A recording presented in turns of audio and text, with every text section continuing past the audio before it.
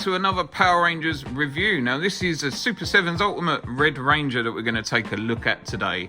And I will start by just saying I've not had a good experience with these Super 7 Ultimates figures. This is the third one I've bought. I haven't checked to see if it's going to break when I take it out of the box yet, so fingers crossed it won't. However, the first two figures that I bought, which were the green and the yellow, have both broken out of the packets, which for a figure that is such high price compared to something like the Lightning Collection is just not good at all. So I am currently waiting a replacement for my Yellow Ranger, so I thought I'd just get this one out and get on with it. I do intend on keeping these boxed up, but at the same time I should be able to take these out and play about with them and have a little look at them. I know they're not necessarily toys and they are collectible items, but I still want to have a look at it. I've still paid good money for it, so we will do just that. And taking a look at the box, it does look like a very nice box. I have got a little smudge on there, but a box is a box and it's whatever. But it comes with a nice shiny Tyrannosaurus coin in the middle with this nice lightning effect in the back in a lovely green colour. At the top just tells us this is part of their Ultimates line, and then on the back just a funky Power Rangers logo. And taking it out the sleeve, this is what we're met with. So it does tell us that it's an age 14 plus item, so this is not a toy that you would buy for a kid, and I definitely wouldn't recommend spending £50 on a Power Rangers toy for your children to play with, because this just will not hold up. But we are met with this nice window box. It does have the Power Rangers logo telling us it's a Red Ranger. The window display looks very nice. You can see all the items that we get inside. There is a separate tray on the back for some more, so it's just showing us the figure that we're getting inside with the two heads. So we've got Rocky and Jason in there, so you can play about with it as much as you like. They all come with multiple versions of these blasters, a couple of extra sets of hands, the old school style vintage weapon with a new version of it as well. And this one, of course, does come with the Green Ranger shield and the holster that we can put on, and we will take a look at that out of the packet in a minute. But looking at the back of the box, it just has a little description on there, a little picture of the Red Ranger, which is nice, and it says Jason Lee Scott was Zordon's choice to lead the Power Rangers. He is brave and bold like the Tyrannosaurus power coin he wields. So he was our first leader, was Jason, and I think he did a very good job. And taking a look at him out of the box, so straight away you can notice it is quite a nice detailed figure. The joints aren't very hidden, but it is what it is, and you do kind of know what to expect when you're buying these if you've bought them before. Unfortunately, there is a couple of mishaps on the paint on mine, which doesn't bother me, as you would know. But for the price of the figure, you'd probably hope to not expect anything like that, in all honesty. The helmet is a nice shape, and it does look nice with the gloss against the matte on the suit. The morpher is highly detailed, and probably the most thing I love about this figure is that they have actually painted the bottom of the boot. So taking a look at the articulation on the figure, the head does move up quite a lot and down a nice amount. Obviously does a full 360. There is no butterflies in the arms, so they only move up and down and in and out as they would, but they are kind of on a little bit of a, I want to say a ratchet, but they're not, because they do stop and they don't just keep going, which is nice. They do have some movement on the upper bicep, and they are single jointed on the elbows, and you do have to be a little bit careful with these, because when you pull them out, they're all kind of positions and you don't want to break it. There is some articulation in the wrist. It does turn all the way around depending on what hands you've got. In the midsection, we have got an ab crunch, and the waist is on a ball. The legs do go up and down, but I want to try and be very careful, and they do go in and out. We've got single jointed knees, and then the feet are on a rocker and they do go up and down. The articulation on the figures is definitely not the strongest point, but they do look really nice in the packaging, I'm not going to lie.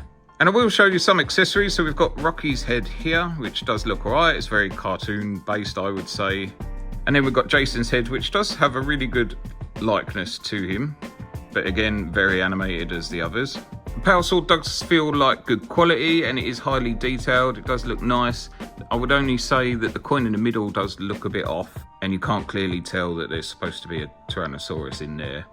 It comes with a Power Crystal, which has got the Tyrannus in there, but again, you can't really tell. It is very hard to tell, so that is the right way up, and it is in there, believe me, but it just doesn't look great. And I'll just show you some of the other accessories, just because I don't intend on getting them all out, and they are what they are. But we get 3 versions of the Blade Blaster in there. A Morpher, which you can see there, and again, doesn't really have a whole lot of detail in it, and for the size, I wouldn't suggest that it should. The Dragon Dagger looks okay. To be honest, I would expect a little bit better, the price that we're paying, but we do have to bear in mind that this is a lot of accessories for what we get. And then lastly, in a separate tray, we've got the whole Dragon Shield set up. So we've got the 2 arms, the shield, and the holster. And the shield does look nice. We will pop it on. So all I've done is pop the head off and the arms. They do come off quite nice and neatly. They've not feel like it's stressing them or anything like that. Then we could just put that over the top like so. And there we've got a really nice looking version of the Dragon Shield Red Ranger. We can pop the holster on, but it is just kind of a clip on, so you only have to push it on like so. And there we go, it's on there. It does look huge, I'm not gonna lie. Moving on to some comparisons, so I'll just show this one first. Now this one has been updated. I've updated the blaster and the helmet and stuff off of other figures, so that probably is the most accurate representation of the comparison that you're going to see. But you can obviously tell that this is a little bit bigger. He is a 7-inch figure as opposed to this one who is a 6. And I'm not going to lie, there's elements I prefer on this one, like the shininess and of the shield and the armbands. The helmet I think looks a lot better. Obviously the articulation on the Lightning Collection one is a lot better, and I think that the proportions perhaps look a little bit better on this one, but both very, very nice figures.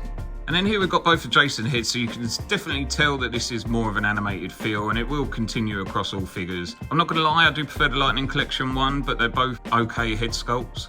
And finally we've got a Rocky head, and I don't think this is overly awful. I think it is quite accurate to the time in the sense that he did always have a bit more of a darker skin. And you can see that both head sculpts have kind of trying to given off the same look on the mouth. And on to my final thoughts for the figure. So it is a nice figure, and I definitely think that these are much better in the box displayed now, as you can see. I'm not an in-box kind of guy, but when it comes to these, just the risk on the quality for the price is too high for me, and I will be keeping these in the box. So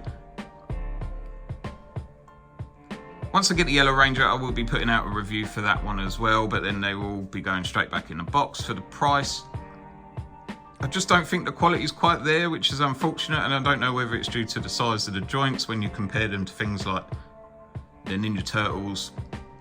They're obviously a lot thicker than this, and whether it is just the joints that are a little bit risky on these, but visually, very, very nice figures. For the price point, I do think they're worth it. I think you get a lot of accessories and stuff like that in there, especially if you're an inbox kind of person. If you're an out-of-box collector and you are looking to pose these up, do be very, very careful. And there's definitely sides for and against of getting these figures, but I'll let you decide them yourself. I will still continue to be buying these. I just want to get the Rangers and Bulk and Skull, and I'll probably leave it as that, and it'll just be filling a shelf for me. Like I said, did get this on Comics and Cocktails, so if you're looking for it, it's available there. If you've picked these up, let me know what you think. If you're going to pick them up, be very, very careful. But for now, I hope you enjoyed this video, and thank you for watching. If you want to see more, please consider subscribing. If you enjoyed it, give us a little like. I will catch you guys again very, very soon.